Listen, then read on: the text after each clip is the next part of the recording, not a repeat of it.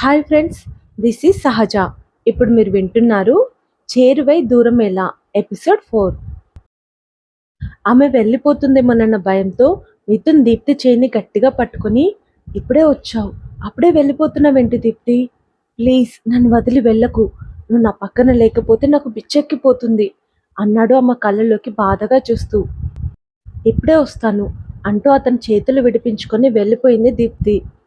మిథున్ ఆశ్చర్యంగా చూస్తుండిపోయాడు. Daddy, let's go అంటూ గబగబా బయటికి నడిచింది దీప్తి. సంజన, మహేష్ అయోమయంగా ఒకరి ముఖం ఒకరు చూసుకున్నారు. దీప్తి! లోపల నుండి మిథున్ అరుపులు. ఎప్పటికీ నడవలేడన్న నిజం వాడికి ఎలా చెప్పాలని సతమతమవుతుంటే ఇప్పుడు ఆ దీప్తి బండి వదిలేసి వెళ్ళిపోయింది. మొదటి నిజమైన విని భరించగలడు, కానీ రెండోది భరించలేడమ్మా.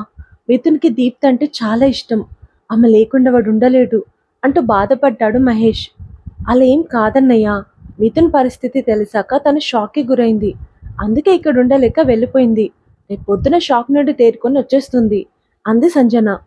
మహేష్ ఆ అమాయకత్వానికి నవ్వి, అందరూ నీలా ఉంటారనుకుంటున్నావా సంజన అని అన్నాడు.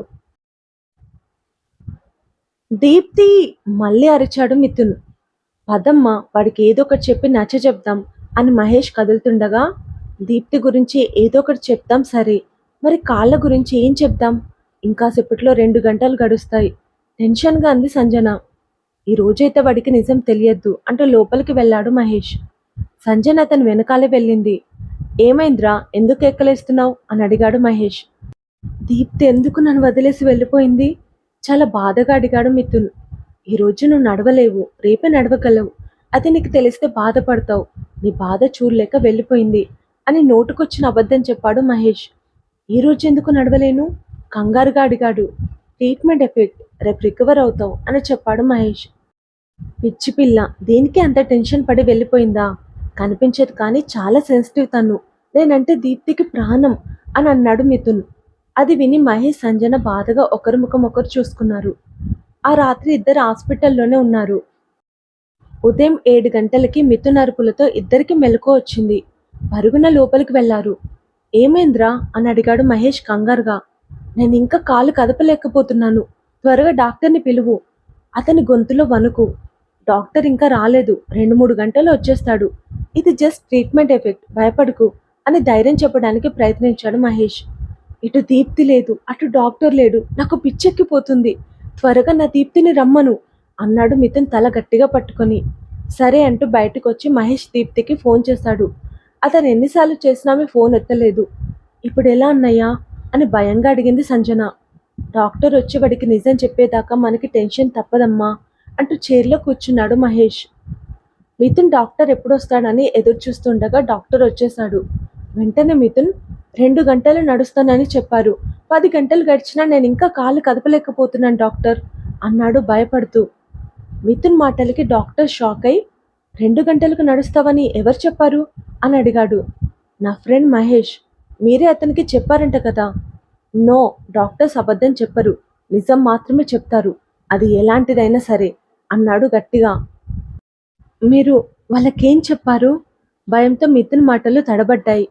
మిస్టర్ మిథున్, ధైర్యం చేసుకొని వినండి. 100% అవకాశం లేదని కాదు, 99% అని మాత్రమే మేము చెప్తాం. ఇంకో 1%లో ఎన్నో మిరాకిల్స్ జరిగాయి. ఓప్స్ వదులుకోవద్దు, గుండె ధైర్యం చాలా ముఖ్యం అని చెప్పుకుపోతున్న డాక్టర్ మాటలను అడ్డగిస్తూ, అసలు నాకేమైంది డాక్టర్ అని గట్టిగా అరిచాడు మిథున్. మీ కాళ్ళు పడిపోయాయి, మీరు తిరిగి నడవగలరో లేదో మేము చెప్పలేం. మళ్ళీ చెప్తున్నా, don't lose hope, be brave అంటూ డాక్టర్ వెళ్ళిపోయాడు. మిథున్ షాక్తో బిగుసుకుపోయాడు. వెంటనే సంజన, మహేష్ పరిగెత్తుకుంటూ వచ్చి అతనిని కదిలించారు. కానీ మిథున్ చలనం లేకుండా అలాగే ఉండిపోయాడు.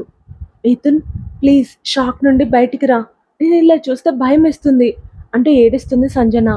ఈ డాక్టర్స్ ఇలాగే అంటారు, నువ్వు త్వరలోనే నడవగలవు, ప్లీజ్ రా, నన్ను చూడు అంటూ మహేష్ మిథున్ని కదిలించాడు.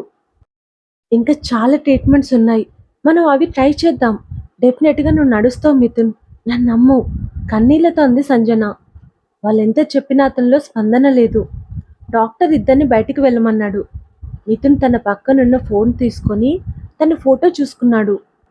బ్లూ రేసింగ్ సూట్లో బైక్ మీద దూసుకుపోతున్న అతను.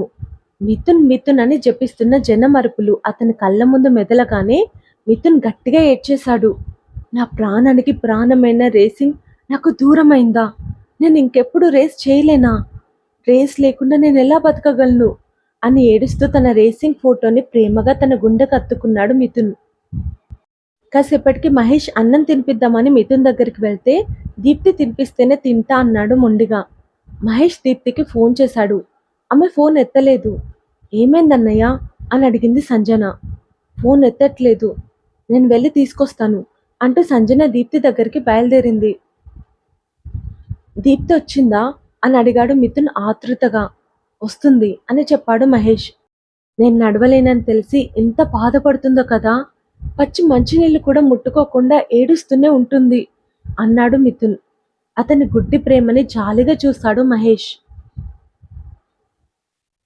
సంజన దీప్తి ఇంట్లోకి వచ్చేసరికి చికెన్ కర్రీ చాలా బాగుంది అనుకుంటూ దీప్తి ఆస్వాదిస్తూ అన్నం తింటుంది. అది చూసి సంజన పిడికిలి ఆవేశంతో బిగుసుకుపోయింది. మిథున్ని పరిస్థితిలో వదిలేసొచ్చి ఎలా తినగలుగుతున్నావు దీప్తి అంది సంజన కోపంగా. తినక నీలాగా పస్తులుండాలా? తింటూనే అంది దీప్తి. ఒక మనిషిని నా కళ్ళ ముందే యాక్సిడెంట్ చేశావు. పోనీలే, పొరపాటున జరిగింది అనుకొని మిథున్ నిన్ను ప్రేమిస్తున్నాడు, నీతో హ్యాపీగా ఉంటాడన్న ఒకే ఒక్క కారణంతో మీ పెళ్ళి జరగాలనుకున్నాను.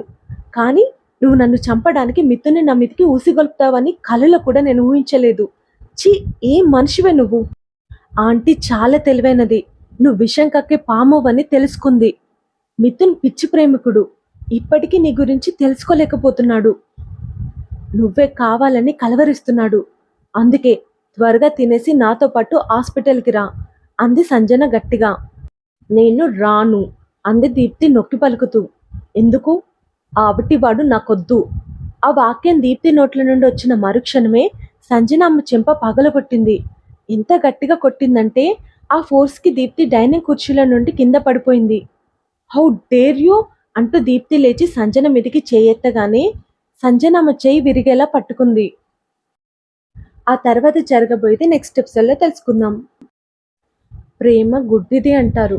అది మిథున్ విషయంలోనే తెలిసింది. దీప్తిని గుడ్డిగా నమ్మాడు. కానీ దీప్తి ఏం చేసింది? అతను అవిటివాడని వదిలేసి వెళ్ళిపోయింది. ఈ విషయం తెలిసాక ఇప్పుడు మిథున్ ఎలా రియాక్ట్ అవుతాడు? అతను తట్టుకోగలడా? ప్రేమకు ఆకర్షణకు చాలా తేడా ఉంది. ప్రేమ మనిషి ఎలా ఉన్నా, ఎలాంటి పరిస్థితుల్లో ఉన్నా వాళ్ళతోనే ఉండాలని కోరుకుంటుంది.